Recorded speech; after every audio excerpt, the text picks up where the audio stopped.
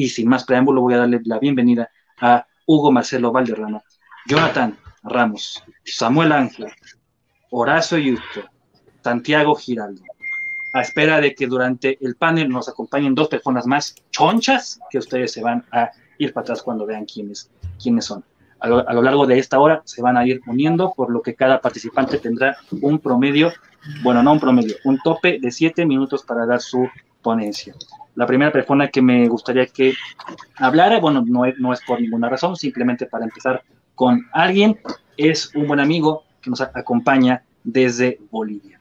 Hugo Marcelo Valderrama, que va a hablar sobre un tema que está pasando importantísimo allá en Bolivia en la batalla cultural en torno a el aborto y demás. Hugo, cuéntanos sobre ti, sobre esta situación, y si quieres hablar de otro tema, dale, tienes 7 minutos. Gracias, Hugo. No, pues un saludo, Giancarlo, un saludo a mi amigo Horacio Gusto, Santiago Giraldo, Jonathan Ramos y Samuel Ángel. A ver, Hugo Valderrama básicamente es un profesor universitario, un aficionado a la escritura, escribo para el Pan Am Post, tengo un blog personal y me considero simplemente un guerrero más dentro de esta batalla cultural que hoy está afectando a toda nuestra región. Creo que todos los que estamos acá tenemos el mismo problema, un ataque progresista intentando cambiar nuestras costumbres, cambiar nuestra cultura, poner un estado enorme a asuntos que ya salen incluso de su propia esfera de acción. Tú me hacías la pregunta sobre lo que está pasando en Bolivia y mira, yo creo que lo que está sucediendo en Bolivia hoy debería a mí me ha puesto de luto el corazón los últimos días y creo que a muchos bolivianos de bien también. Resulta de que hay un caso de una niña de 14 años que fue violada por un pariente cercano a ella y la niña ya tenía un embarazo de 6 meses. Los papás de la niña fueron a un centro médico a buscar apoyo en temas de salud, es decir, querían saber la evaluación del embarazo, ni se les pasaba por la cabeza que la muchacha aborte al niño. En eso aparecen estas ONGs que están muy infiltradas en Bolivia, violando nuestra propia soberanía, además, ¿no? Eso que Horacio Gusto llama las transnacionales de la política, ¿no? Es decir, estas ONGs que tienen incluso más poder que nuestros propios estados. Aparecen estas ONGs, una de ellas que se llama IPAS Bolivia, que es la que genera más dinero a través de acuerdos con la IPPF, ¿no? Y a su vez, esta IPPF e IPAS Bolivia son las que le ponen mucha plata a una oficina que se llama la Defensoría del Pueblo. Fíjate, es la Defensoría del Pueblo. Tendría que ser la que vele los intereses de los ciudadanos frente a los abusos del Estado. Pero es esta Defensoría que, respondiendo a los intereses de IPPF y de IPAS Bolivia, presiona al Poder Judicial para que la niña tenga una interrupción del embarazo. No lo solicitó la niña, no lo pidió la familia, de hecho la familia de la muchacha estaba dispuesta a colaborar con la crianza. Cuando se hace público el caso, los grupos pro vida empiezan a intentar hablar con la muchacha. Hay 2 familias en Bolivia, no una, 2 familias que intentaron hacerse cargo del embarazo, o sea, del bebé por nacer, y ni aún así se aceptó. O sea, se le impidió a la niña el derecho de hablar con la gente pro vida, se le impidió el derecho a los padres de la niña de recibir apoyo de grupos pro vida, y lo único que se le hizo fue hacerle creer que la única solución posible a eso era que la niña interrumpa un embarazo de 6 meses, ¿no? Entonces, el acto criminal se llevó el viernes pasado. Lo más trágico fue ver a médicos que me decían, no, pero es que ya no es un aborto, ya es otra cosa. De todas maneras, hay una doctora, Nicole Torrealba, que ella es ginecóloga del grupo Provida, y salió en defensa y dijo, esa bebé, porque era una bebé la que estaba en el vientre materno, si nació viva y no le dieron auxilio, los médicos pecaron por falta de auxilio. O sea, porque cualquier bebé prematuro debe recibir auxilio. Y si la sacaron muerta, la mataron antes de que nazca. O sea, hicieron lo mismo. O sea, en ambos casos lo que hicieron con esa bebé de 6 meses es una crueldad. Y ahí tú ves a las feministas decir que eso fue un triunfo, y salen con el hashtag ni una menos, pero dices, oye, Si acaban de matar a una bebé en el vientre materno, o sea, como que ni una menos si acaban de matar a la más vulnerable. O sea, ¿qué diferencia hay entre el violador que abusó de esta niña de 14 años y la dejó embarazada y aquellos que festejan el homicidio en vientre materno de una bebé de 6 meses de gestación? Yo creo que ninguna. O sea, en ambos casos estamos festejando el tema de la criminalidad. Pero ahí viene este tema, y este es un tema muy serio en Bolivia, y es que nosotros estamos siendo invadidos por algo que se llama las ONGs, las transnacionales de la ideología. Hace rato yo escuchaba a Cristian Iturralde decir que el pueblo es naturalmente conservador, y yo coincido con él. Aquí en Bolivia, la gente de a pie, la gente de campo, la gente de ciudad, la gente que trabaja todos los días, que tiene una familia, que tiene un negocio, que tiene que cuidar a unos hijos, no se le ocurre, por ejemplo, pensar que su hijo a los 5 años va a cambiar de sexo. O sea, no se le ocurre pensar que un niño de 6 años vaya a decirle, papá, desde mañana quiero hormonizarme, o un muchacho que salga con ese tipo de cosas. Tampoco se le ocurre, por ejemplo, a una familia en Bolivia, pues pensar que una muchacha que resultó embarazada pueda abortar a su hijo, aunque el padre sea un desgraciado. Siempre se ha figurado que, bueno, está bien, el padre es un desgraciado, fue a lo que sea, pero vamos a poner el derecho del niño a vivir por sobre todas las cosas. Esa es la forma en la que piensa el boliviano. Pero hoy tienes a transnacionales como IPPF, la ayuda española, la Agencia de Cooperación Española, hoy también poniendo, mira, 480.000 euros por año es lo que pone la Agencia de Cooperación Española para fomentar el aborto en Bolivia, para programas como shows de música, donde van a los colegios con ayuda de artistas a los cuales les dan dinero gratis, dinero fácil, y van a promocionar el aborto. Es decir, Bolivia, y creo que toda nuestra región hoy está siendo atacada por esta internacionalización del crimen, de un crimen fatal contra nuestras costumbres, contra nuestras tradiciones, contra la soberanía de nuestras patrias, ¿no? Y yo creo que por eso es importante dar la batalla cultural, porque un pueblo que no es capaz de identificarse con aquello que lo hace pueblo, es decir, el mate lo hace argentino a Horacio, en mi caso hay cosas que me hacen boliviano a mí, o colombiano a nuestro amigo Santiago, el café, qué sé yo, las frases, o sea, al mismo tiempo, todos, dentro de esa diferencia también tenemos algo en común, que somos de cierta manera hispanos, respondemos a una tradición católica, ¿no? A algo que nos viene por atrás, nuestra cultura es eminentemente católica, y es eso lo que hoy están atacando estas ONGs progresistas. En el fondo, el gran enemigo de todo el progresismo internacional, hoy operando a través de instituciones como las que te acabo de decir, son los valores que nos hacen ser hispanos, que nos hacen ser al mismo tiempo argentinos, bolivianos, colombianos, mexicanos, etcétera. Creo que por eso es importante que a partir de nosotros demos la batalla. Creo que, y en esto coincido plenamente con Cristian y desde hace rato con Gerardo, que decían que tenemos que empezar a hacer la política de abajo hacia arriba. Yo, y soy particularmente creyente en Dios, creo que también hay una batalla espiritual, y de esto me hago responsable yo. O sea, no voy a decir que alguien más esté de acuerdo conmigo. Hay una batalla entre bien y el mal, o sea, eso es inminente, pero la batalla cultural es parte de todo esto que se ve, una batalla que va contra eso que es tan importante para nosotros, la vida, la familia y nuestras tradiciones. Gracias, Giancarlo. Gracias, Hugo, muchísimas gracias.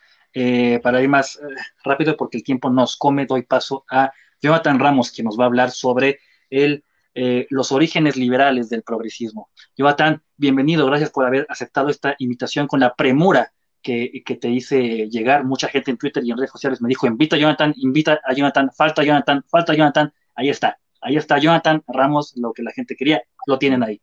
Bienvenido, gracias, y te escuchamos. 7 minutos. Gracias, Jan.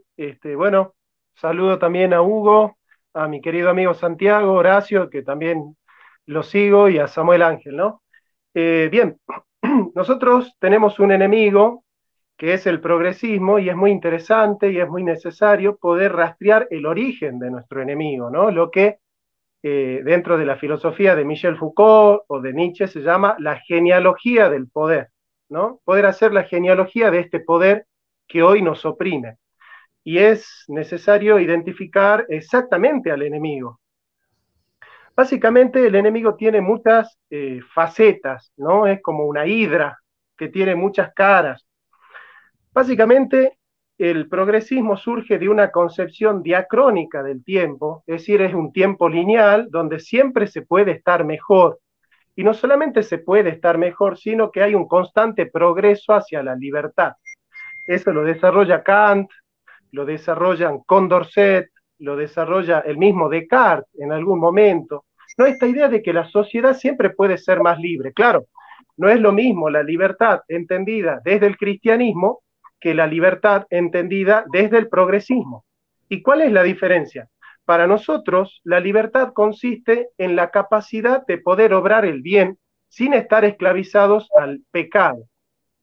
En cambio, para el progresismo, libertad es el derecho que tiene el individuo, derecho entre comillas, de hacer lo que quiera, sin restricciones morales, sin restricciones de la tradición de un pueblo, sin restricciones culturales, sino que todo tiene que estar a disposición del libre arbitrio subjetivo, caprichoso del sujeto.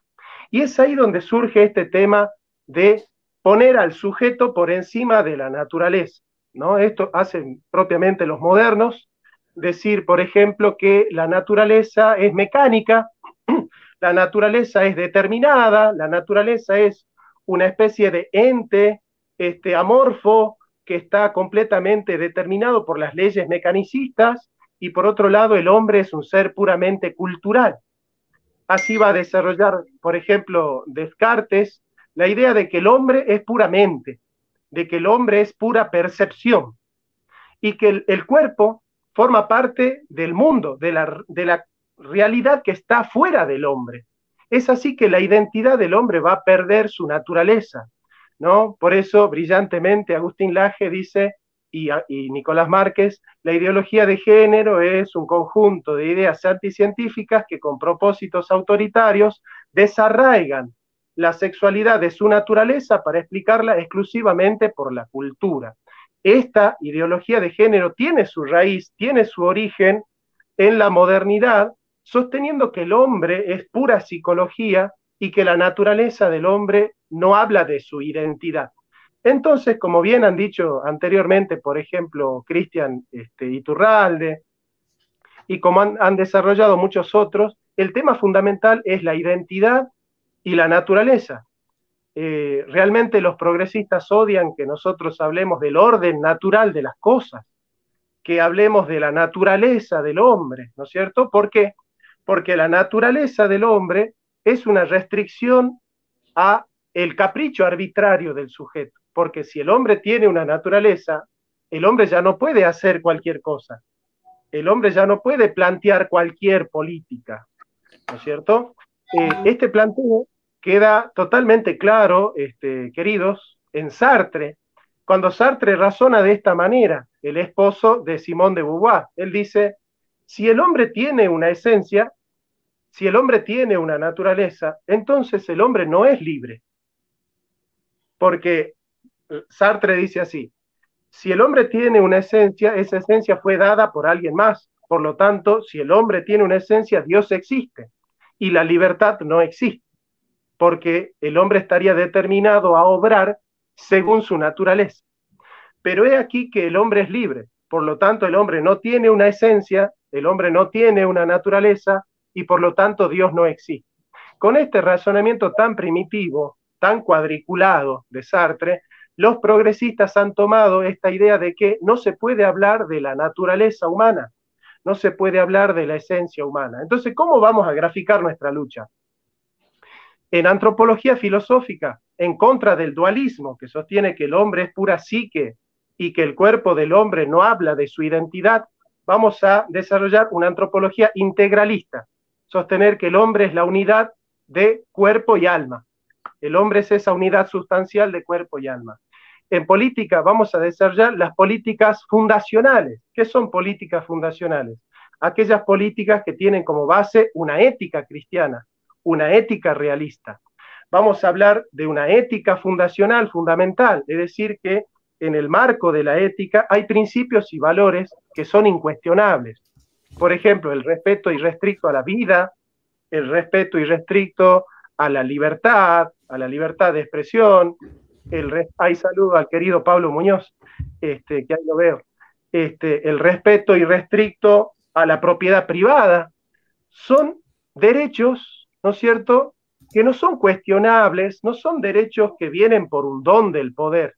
Nosotros no tenemos derecho a la vida, a la propiedad y a la libertad porque el poder lo haya dicho, porque el poder lo haya querido. Nuestros derechos humanos no son un don del poder.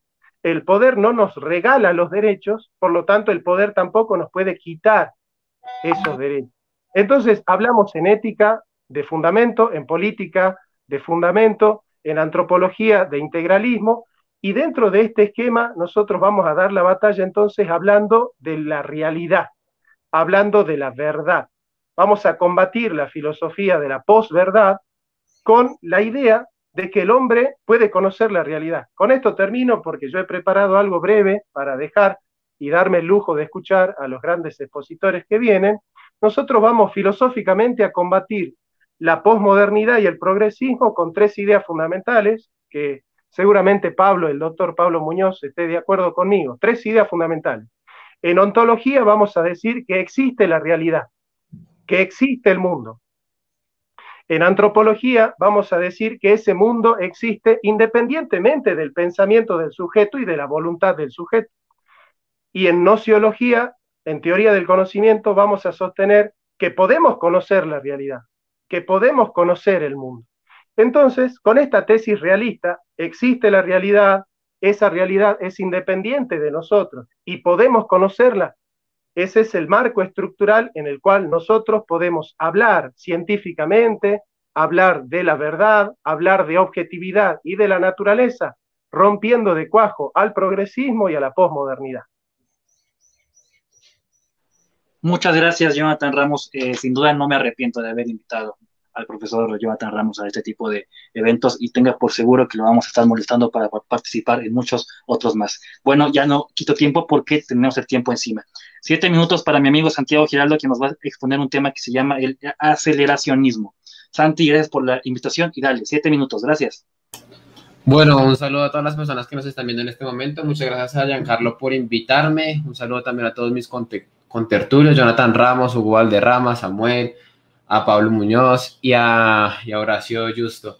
Bueno, ¿por qué decidí escoger este tema? Yo creo que probablemente este sea el panel más reaccionario, es decir, no sé, como el que no se siente muy identificado con las ideologías actuales, entonces por lo tanto también decidí escoger como este tema para hablar. Creo que no se ha tratado mucho, entonces me gustaría pues empezar hablando sobre el aceleracionismo. ¿Qué es el aceleracionismo?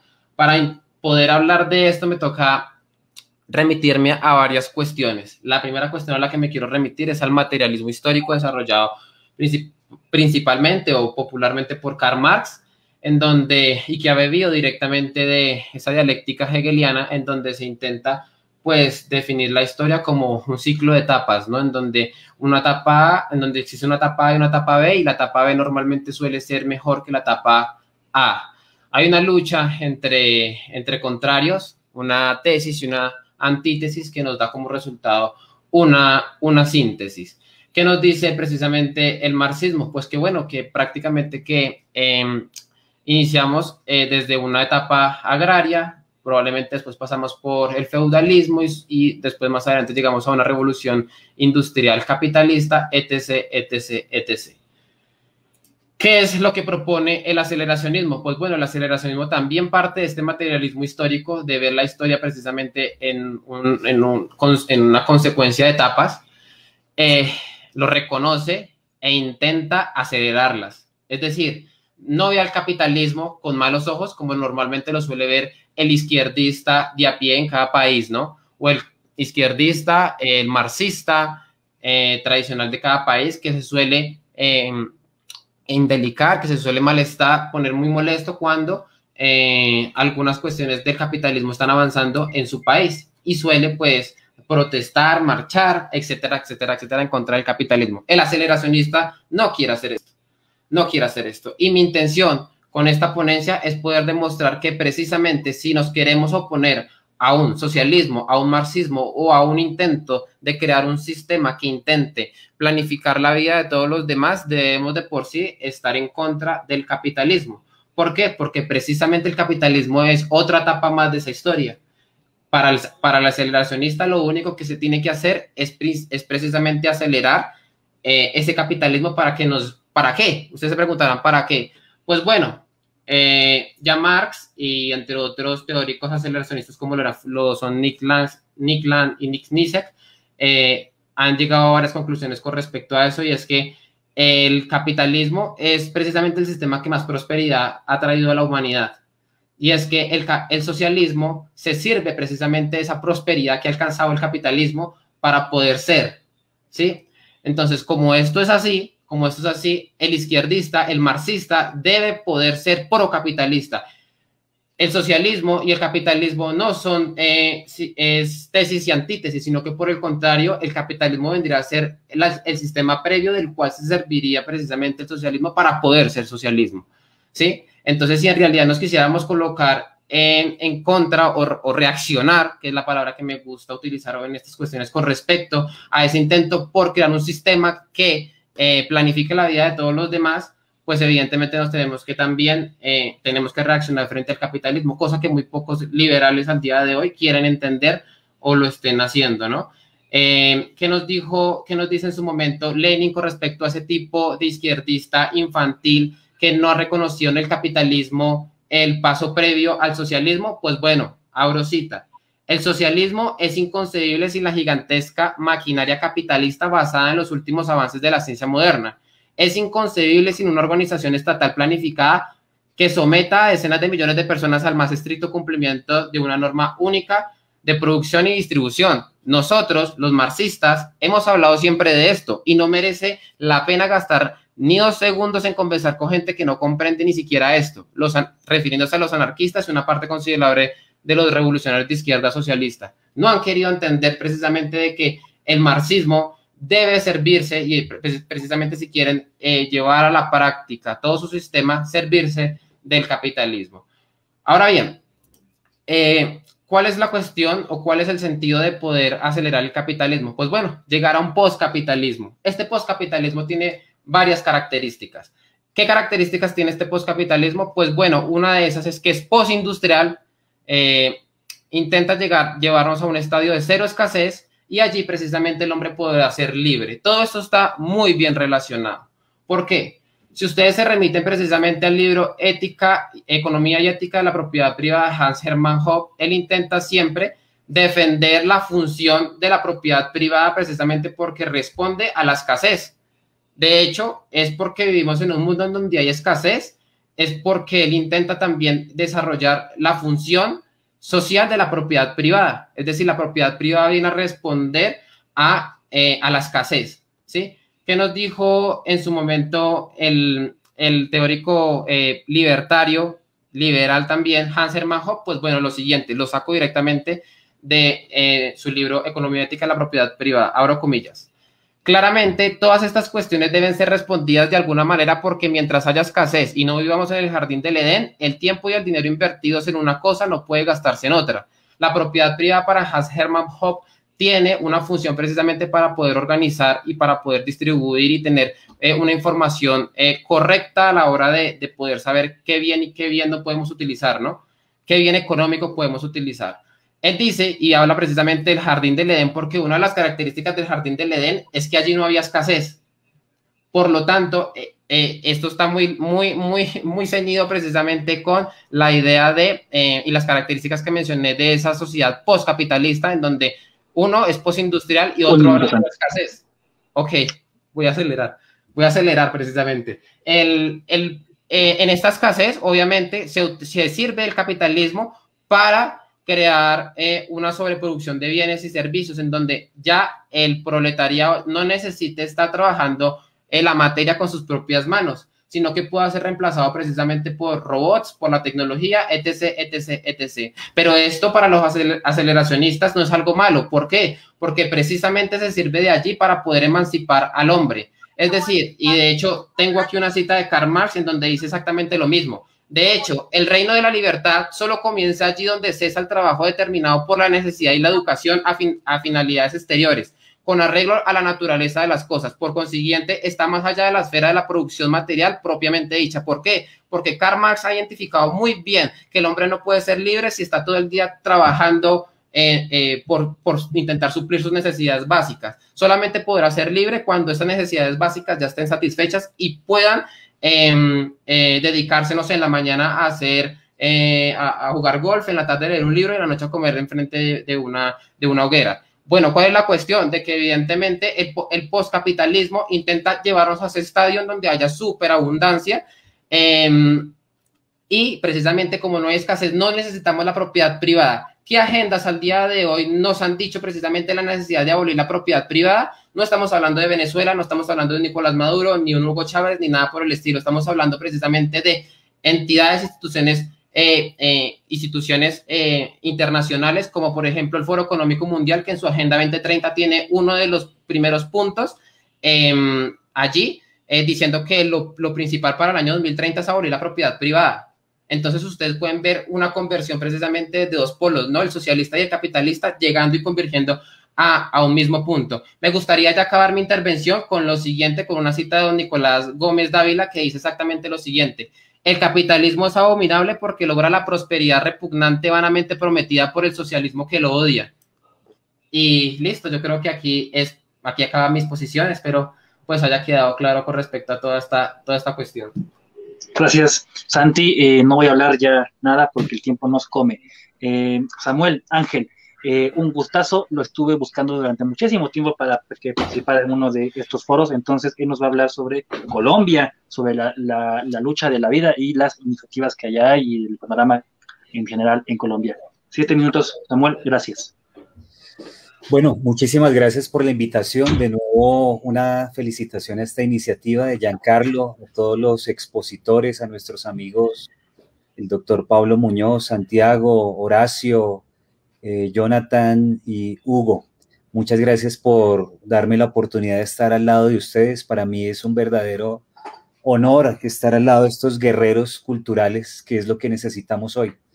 Yo quisiera ampliar un poco la visión del tema, teniendo en cuenta la gran audiencia que tenemos, la amplitud de países que nos escuchan, y hablar del aborto en un término más amplio, como un fenómeno producto de la biopolítica y la psicopolítica, que nos viene carcomiendo y que viene siendo empujado, obviamente no por una acción espontánea de nuestras jovencitas, sino por una estrategia que va mucho más allá de lo que la ingenuidad de nuestros pueblos a veces piensa.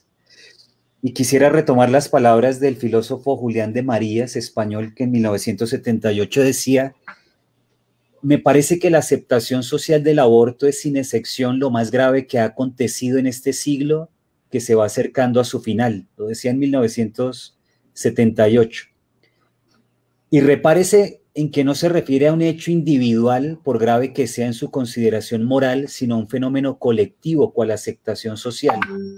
No se trata, pues, de discutir tanto la gravedad del aborto como homicidio en sentido sustancial. Esto es al margen del concreto nomen iuris de los tipos penales en los códigos, cuanto la de calibrar desde el punto de vista social lo que ese fenómeno implica como síntoma o consecuencia más que como causa de la situación presente, afirma Miguel Ayuso en su libro El aborto, algunas premisas ideológicas y políticas.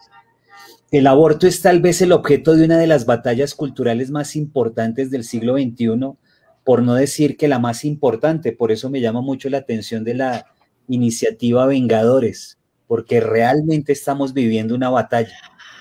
Así como estos abortos que vemos a diario no son espontáneos, el proceso de manipulación de las ideas y por tanto de la sociedad no es espontáneo, obviamente. Estamos viviendo uno de los procesos de psicopolítica más fuertes en la historia de la humanidad. En el caso del aborto, superior a la manipulación mediática de la Alemania nazi, que hizo que toda una nación legitimara el asesinato en masa y se convirtiera posteriormente en una verdadera máquina de matar.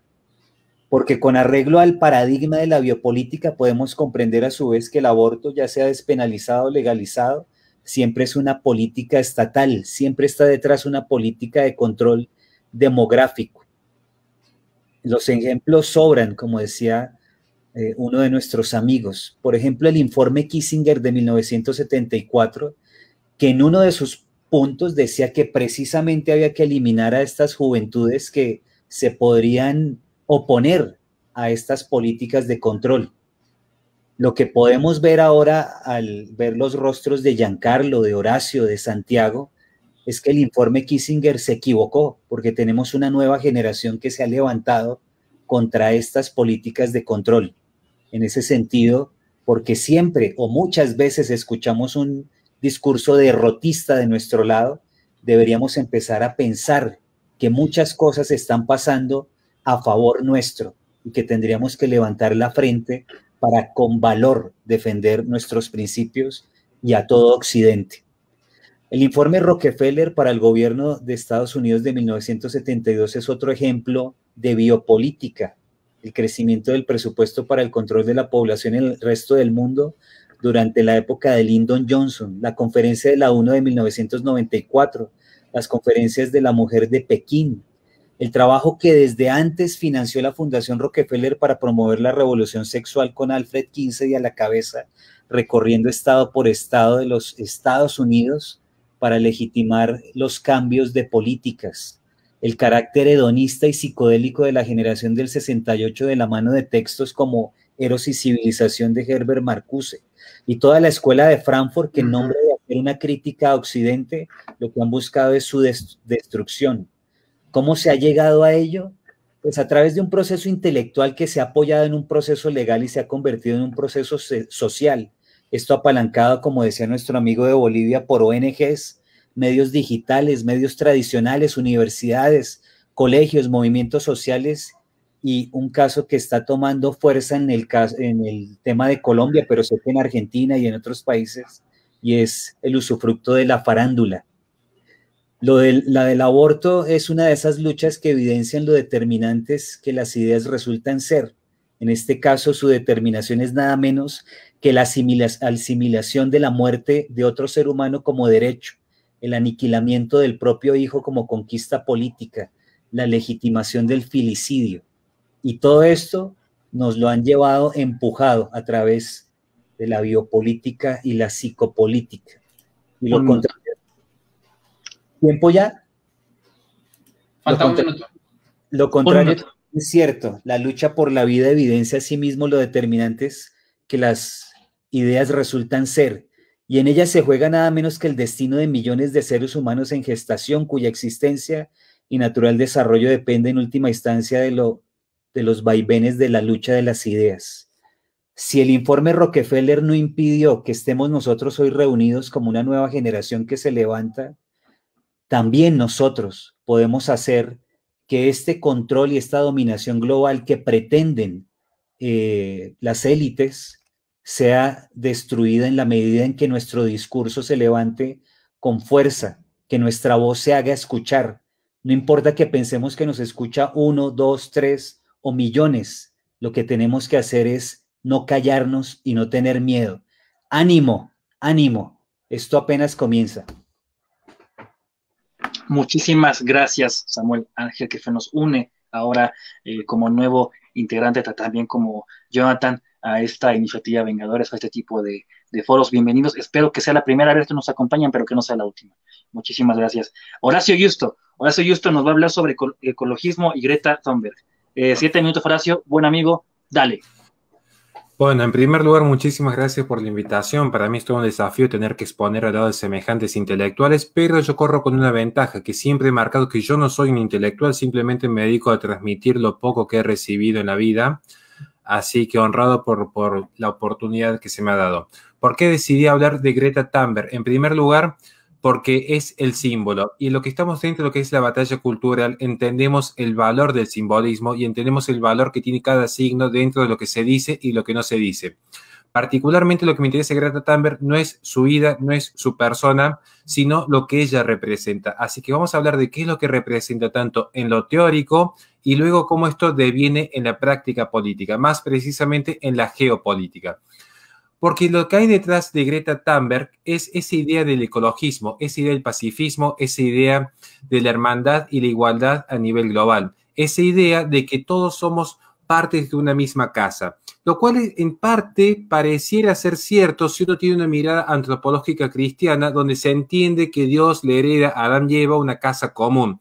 Lo cierto es que se está olvidando que es el cristianismo que viene a mesurar el espíritu predatorio de ciertos pueblos paganos y curiosamente toman elementos del modernismo para hacer una regresión hacia ese paganismo propio de los antiguos. Ahora bien, contextualizando, las ideas detrás de Greta Thunberg son las ideas del ecologismo, pero no ese ecologismo buenista que se ha vendido a mansalva en los medios de comunicación, sino el verdadero ecologismo, que es una introducción ideológica modernista. Particularmente voy a citar solamente 3 autores porque sé que el tiempo es tirano, pero vean pues quiénes son los que le dan el marco teórico a lo que plantea Greta Thunberg y luego voy a entrar en una cuestión específica de la geopolítica.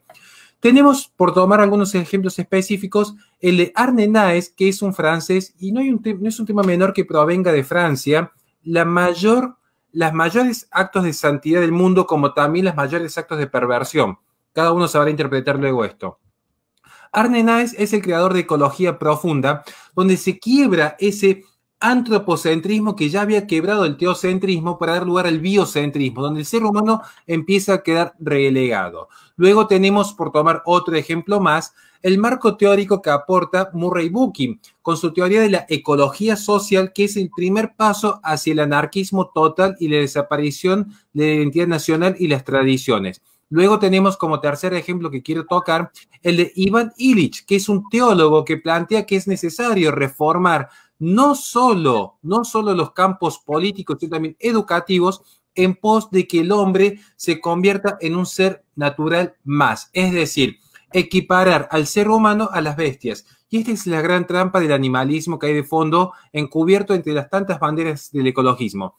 Que finalmente el animal nunca eleva su dignidad, sino lo que se hace es bajar la dignidad del hombre para convertir al hombre en un borrego directo al matadero. ¿Por qué planteo estos marcos teóricos? Porque todos estos elementos convergen en un único intelectual. ¿Cuál es el único intelectual ecologista que alberga todo este tipo de pensamientos?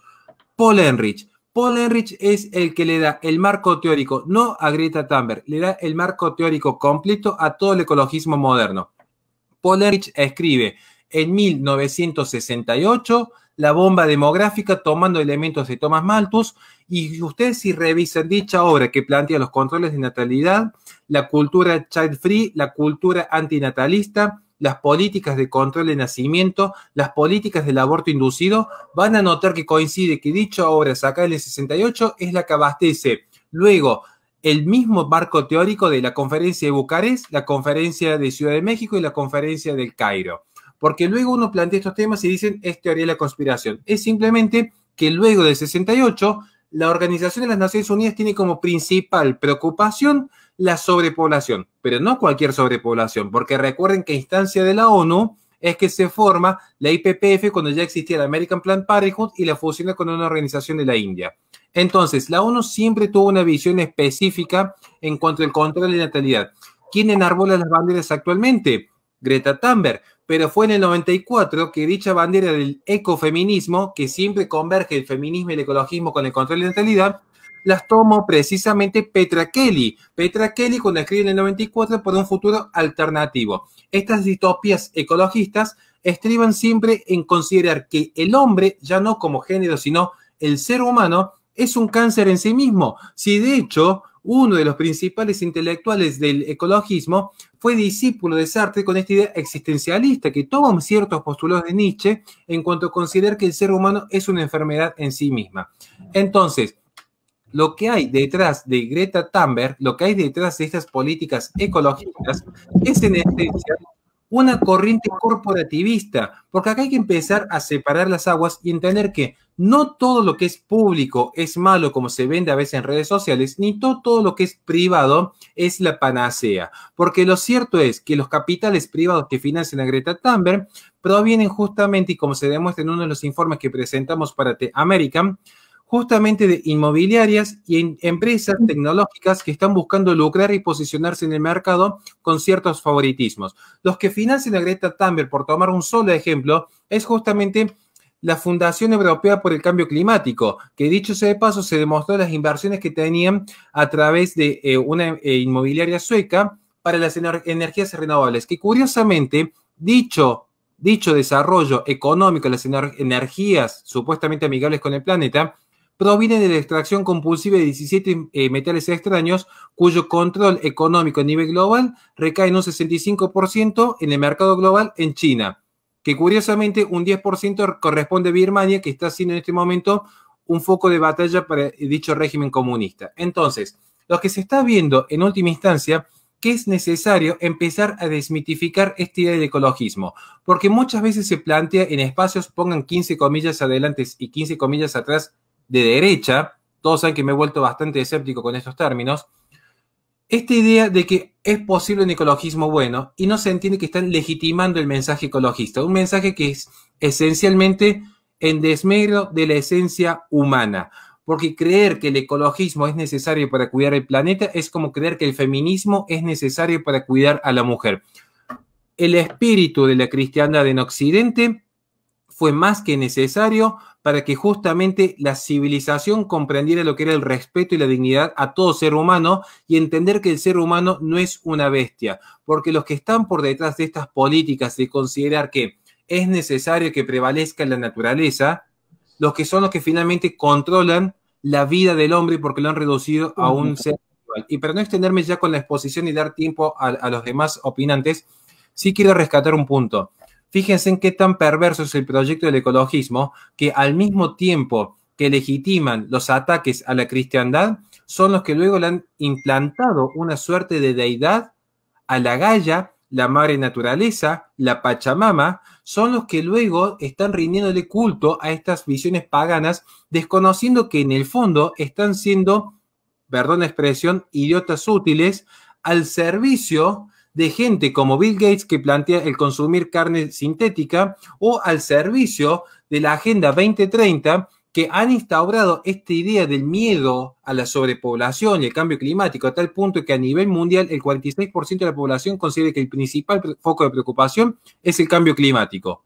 Curiosamente, las políticas del miedo fueron las que abastecieron que el ser humano pierda su dignidad en tiempos de pandemia. Y la pandemia va a pasar. La pandemia va a pasar en muy poco tiempo, porque la farsa se está cayendo. Pero lo que va a quedar detrás de todo esto es una sociedad temorosa. Cuando ya no le tengan miedo al patógeno de Wuhan, le van a empezar a tener miedo a la sobrepoblación. ¿Y saben cuál es la gravedad de estos mensajes de Greta Thunberg? Esa idea de somos muchos y confunden sobrepoblación con densidad demográfica, que así como pasó con la pandemia, es tan perverso donde ya no es el enemigo, el otro que está detrás de las líneas enemigas, sino que el enemigo pasa a ser el propio padre, el hermano, el hijo, porque cualquiera es un potencial asesino, ya sea porque porta el patógeno de Wuhan o ya sea porque es un ente que está contaminando y consumiendo animales y destratando la naturaleza.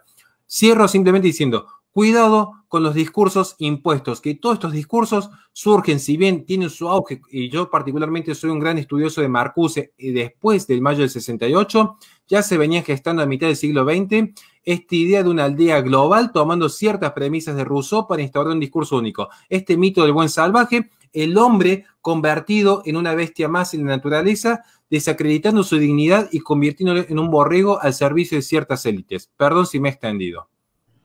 Horacio, muchísimas gracias. La gente en comentarios, como siempre, magnífica con lo que apuntas, con la información que das y con el discurso.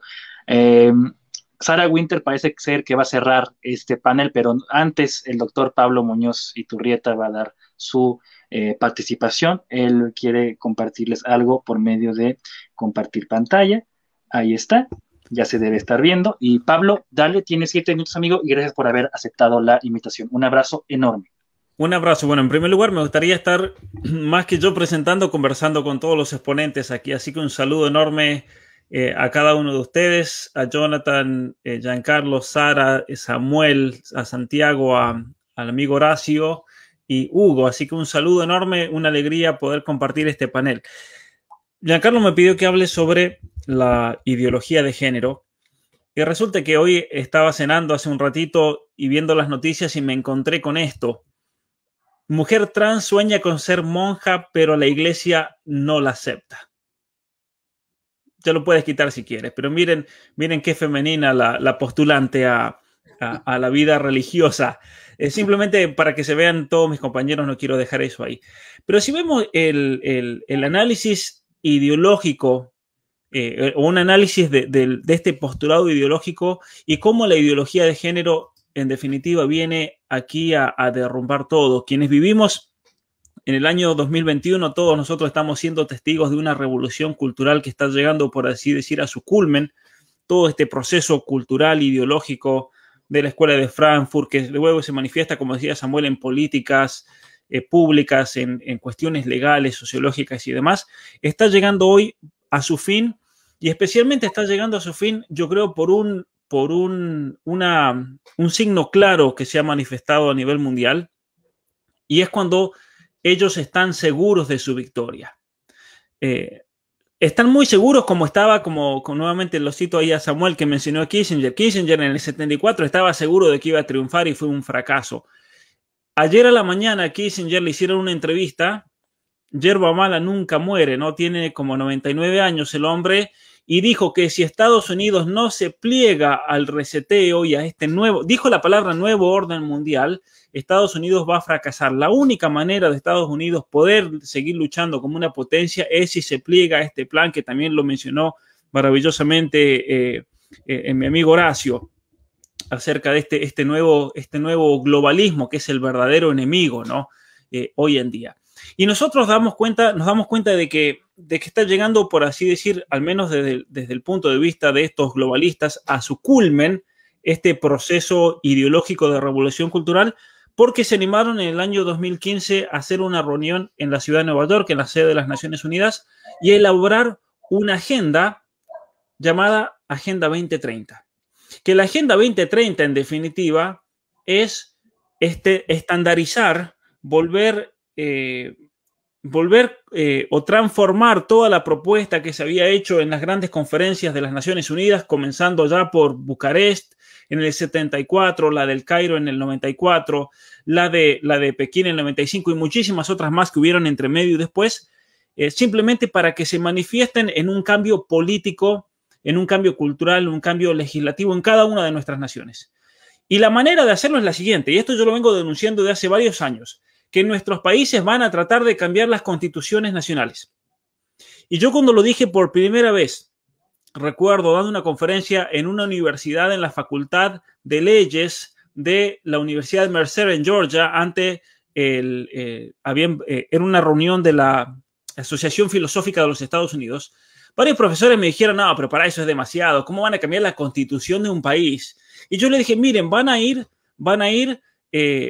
tarde o temprano por ciertos países y van a tratar de hacer lo posible. Lo van a tratar de hacer en los Estados Unidos con enmiendas. Van a tratar, cuando la izquierda saque a Trump del poder, esto no me olvido más, yo les dije, van a aumentar el número de jueces de la Corte Suprema. ¿Saben por qué? Porque lo hicieron en Argentina, les dije. ¿Y saben qué? Ayer Biden anunció que quiere aumentar el número de jueces de la Corte Suprema, claro, porque tienen una mayoría que va en contra de todas estas políticas globalistas. Entonces, el zurdo que hace, te aumenta el número y se acabó el problema, ya está, y listo, ¿no? ¿Qué hace la izquierda cuando sabe que va a perder una elección? Y te aumentan los votos, te inventan votos de muertos, de extraterrestres, de donde sea, y se acabó el problema. La solución es fácil porque no tienen los mismos parámetros morales que tiene el resto de la población. Y una de las cosas interesantes es que las Naciones Unidas se ha dado cuenta de que no van a poder tal vez cambiar la estructura política y legal inmediatamente de nuestras naciones o las constituciones. Y lo que han hecho entonces es elaborar una constitución que en cuanto a los efectos prácticos, va a ser la constitución mundial.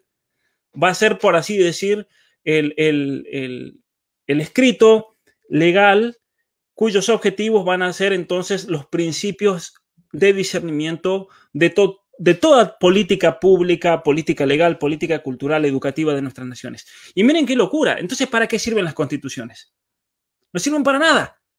A la basura las constituciones de nuestros países, porque si nos van a meter una Agenda 2030 con 17 objetivos para el desarrollo, ahí engancho lo que decía Horacio, de desarrollo sustentable, con todo este falso ecologismo, ¿no?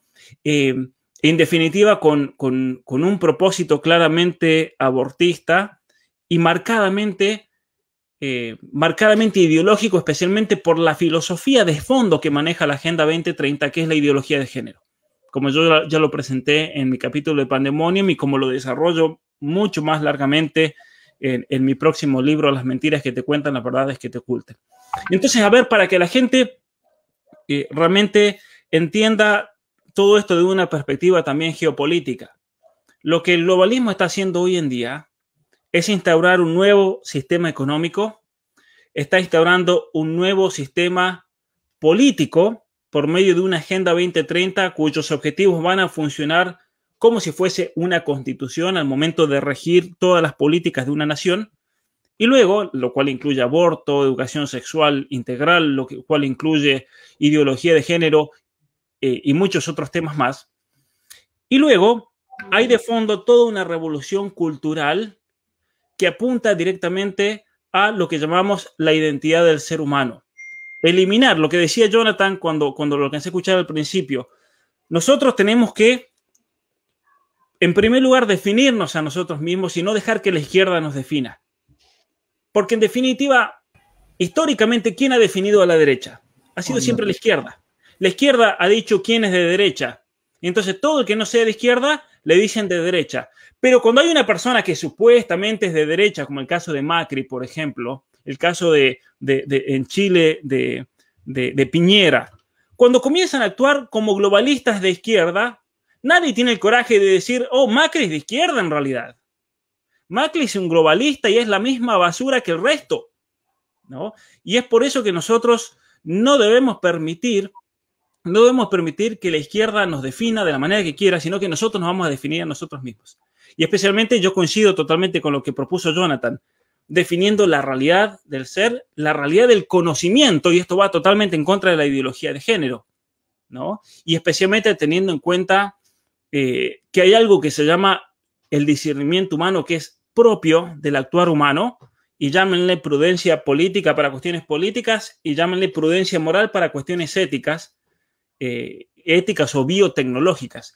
Tenemos que realmente dar un aporte serio a todo este debate, y yo creo que lo podemos dar, ¿no? Y se está dando, y está muy bueno que nos unamos entre todos para generar un debate público y discusiones sobre el aborto, sobre la eutanasia. Ahora que está saliendo el tema de la eutanasia, milagrosamente se terminó el aborto y ahora comenzó el problema de la eutanasia, y muchas otras problemáticas que van a surgir en nuestras naciones. El día de ayer se publicó un estudio muy importante de la Agencia de Salud para el Control de la Salud de Inglaterra, en la cual varios científicos se tomaron el tiempo de analizar estos supuestos estudios que avalan la hormonización infantil. Y esto está muy interesante porque dicen, a ver, todos estos estudios que presentan los activistas LGBT son falsos, inventaron todo, inventaron absolutamente todo, las conclusiones no se siguen absolutamente nada de los datos que presentan. En definitiva, es una estafa, son una estafa, ¿no? Y yo creo que nosotros tenemos que unirnos para tener el coraje de decir eso en la cara a estos globalistas. Ustedes, el modelo que presentan es una estafa, y estas son las razones. Estas son las razones por qué. Puse el caso de ese transexual, ¿no? Lo compartí. Mujer trans sueña con ser monja, pero la iglesia no lo acepta. ¿Y por qué decidí poner eso como una anécdota que vaya guiando mi presentación? Porque en definitiva esta gente viene a abolir absolutamente todo. Y no tienen problema incluso si tienen que venir a abolir y destruir lo que significa la vida religiosa. Vienen a destruir lo que significa la familia. Vienen a destruir lo que significa la maternidad. Vienen a destruir lo que significa la paternidad. Vienen a destruir las relaciones humanas. Porque las relaciones humanas, Pablo, si bien no nos constituyen como personas, pero sí nos ayudan para crecer, porque es en la familia que el ser humano realmente se introduce y crece dentro de nuestra sociedad. No existe la relación individuo-estado, es la relación familia-estado. Muchas gracias.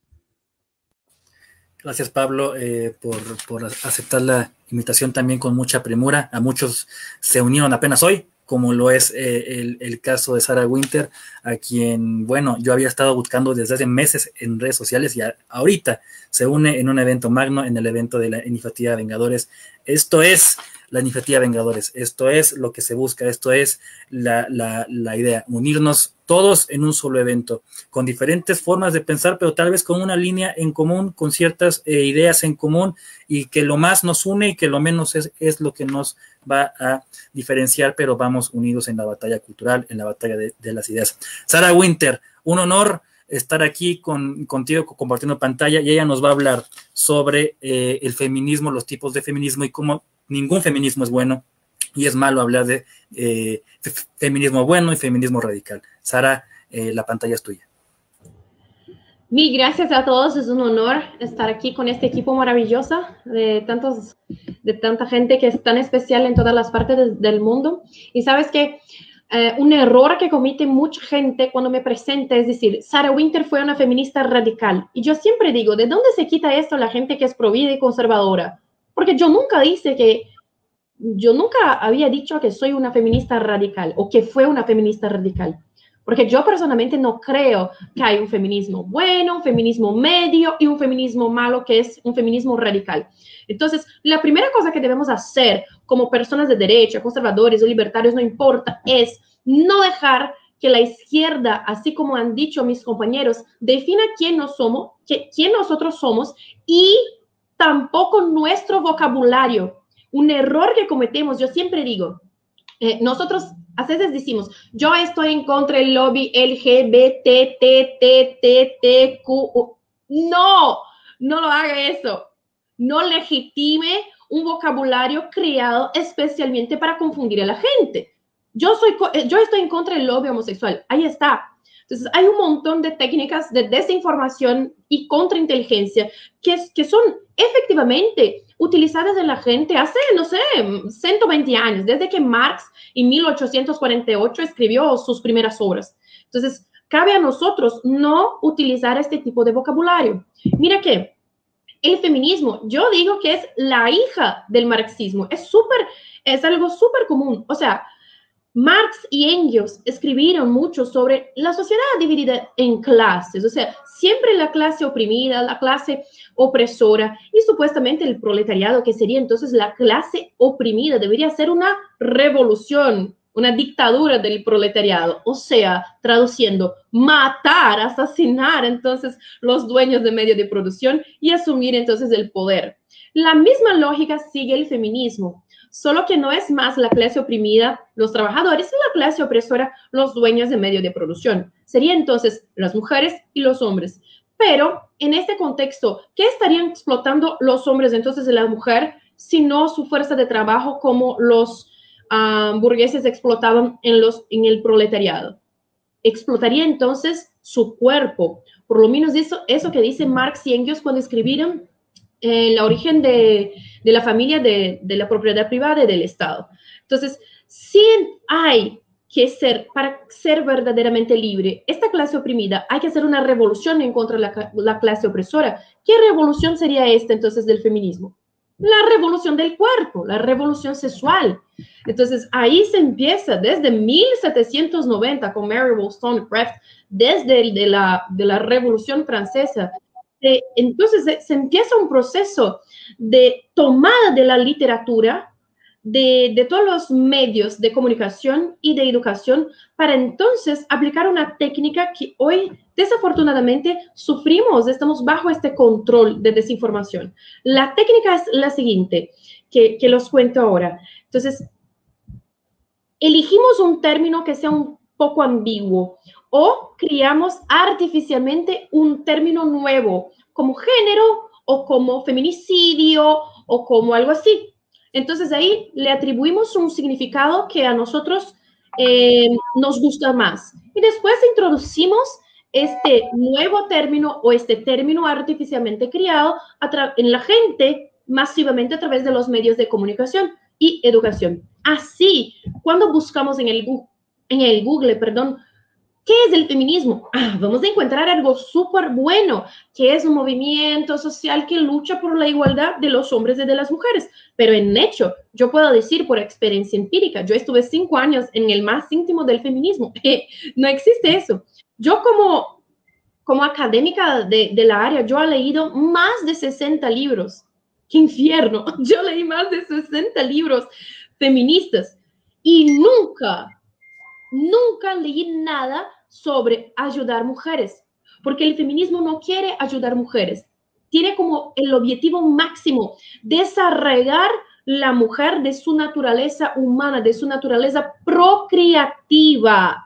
Eso que quiere. Incluso la revolución sexual que ha dicho, por ejemplo, Kate Millett, cuando escribió La política sexual en 1969, ella nos dice que la mujer, para ser verdaderamente libre, hay que hacer una revolución sexual. ¿Y cómo sería la revolución sexual? Entre comillas, para iniciar una revolución sexual, hay que hacer entonces, la gente hay que dejar toda su vergüenza y inhibiciones, entonces, para practicar todas las cosas que puedan destruir el matrimonio monógamo. Las mujeres, para ser libres, deben practicar la homosexualidad, la ilegitimidad, el sexo antes del matrimonio y durante la adolescencia. Eso es el manual que Kate Millett nos deja para hacer la revolución sexual.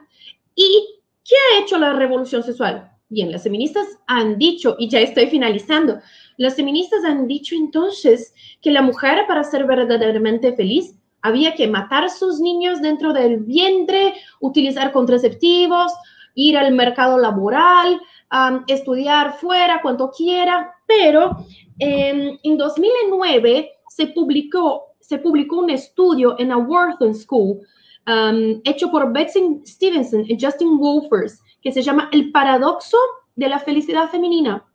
Recogiendo, los voy a leer ahora un libro que en portugués se llama Adán y Eva, después de la pílula. El paradoxo de la felicidad femenina se llama el estudio. Recogiendo a 35 años de pesquisas sociológicas, estos doctores observan que, considerando a muchas transformaciones sociales y económicas de la modernidad que supuestamente beneficiarían a las mujeres, como la disminución de la diferencia salarial, el aborto, los contraceptivos, el subsexo educacional, que las mujeres hoy tienen más acceso a las universidades que los hombres. Bien, la libertad sexual provocada por la contracepción artificial, entre otras cosas, sería razonable pensar entonces y esperar un nivel mayor de felicidad de las mujeres, pero al revés, parece que fue al revés que se pasó. A lo largo de 35 años, la mujer, el nivel de felicidad de la mujer cayó, despencó entre los grupos comparado a los hombres. En la mayoría de los casos, las mujeres dejaron de se declarar más felices que los hombres y ahora se declaran tristes, que tienen una felicidad inferior al hombre. ¿Por qué? Porque la revolución sexual desarraigó a la mujer de su naturaleza humana, la educación, la criación de sus hijos y la maternidad, generando entonces una sociedad de mujeres prostituidas, de madres solteras, y yo no digo como una acusación, porque yo estoy incluso en esta estadística. El feminismo no me ha hecho bien. Y de mujeres frustradas y tristes. Entonces, antes de pensar que no hay un feminismo bueno y un feminismo radical, el feminismo es uno solo, que tiene como el objetivo destruir la mujer para entonces posteriormente destruir la familia. Es eso. Y bueno, señores, antes de que se acabe este pedazaco de video, decirles a todos ustedes que pueden apoyar este canal a través de Patreon. Recordarles a todos ustedes que nosotros no tenemos ningún partido político que nos esté financiando, ni ningún empresario. Así que la única forma para que podamos seguir dando esta batalla cultural es con los aportes que ustedes nos hacen a través de Patreon y también a través de PayPal. Toda la información estará en la descripción y en el primer comentario. Y bueno, señores, también antes de irnos, decirles que si les ha gustado este video pueden dejar su me gusta, suscribirse, dejar un buen comentario. Pero si por el contrario no les ha gustado, pues pueden ir a dejar allí mismo en los comentarios todo su odio. Así que bueno, señores, no siendo más, ahora sí, se cuidan.